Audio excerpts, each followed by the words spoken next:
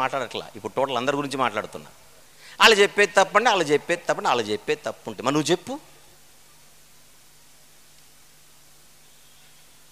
సహోదరుడు జేమ్స్ గారు ఒకసారి త్వరలో రాజమండ్రిలో జేమ్స్ గారు యేసు ప్రభు దేవుడు కాదనే వారిని, యేసు ప్రభు నిత్యుడు కాదనే వారందరికీ వారి మినిస్ట్రీ తరపున చర్చకు ఒక ఆహ్వానం పలకబోచున్నాడు. రైటా? నేనేమంటానంటే, మీరు నిజంగా ఆయన దేవుడు కాదనేటువంటి వాదన ఆ వాదనలో కనుక మీకు నిజంగా సత్తా ఉంటే, ఆయన నిత్యుడు కాదు అనేటువంటి మాటలో నిజంగా మీకు అంత పట్టుంటే ఆ చర్చకు రండి. అది బహిరంగ ఆహ్వానం.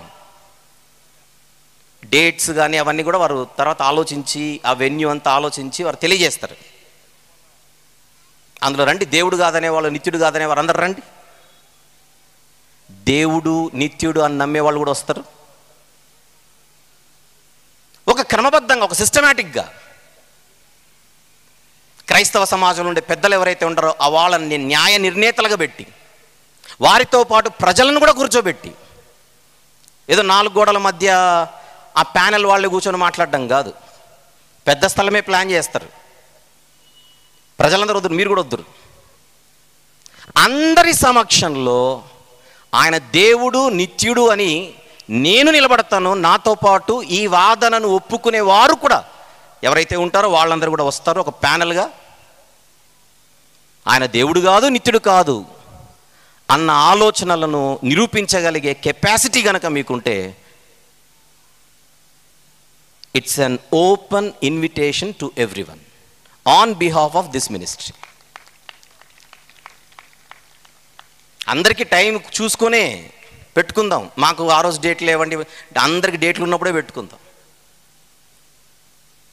అసలు అలాంటి కార్యక్రమం కొరకు వెరీ ఈగర్లీ వెయిటింగ్, మామూలుగా కూడా కాదు, వెరీ ఈగర్లీ వెయిటింగ్.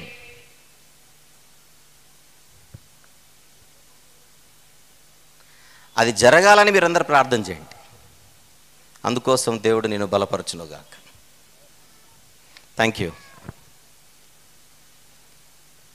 అక్కడ వాళ్ళు దేవుడు కాదని, ఇక్కడ నిత్యుడు కాదని, ఇక్కడ మేము వచ్చి దేవుడు అని, మేము వచ్చి నిత్యుడు అని చెప్పడం కంటే అందరూ ఒక చోటుకు వచ్చేస్తే ఎంత బాగుంటుంది.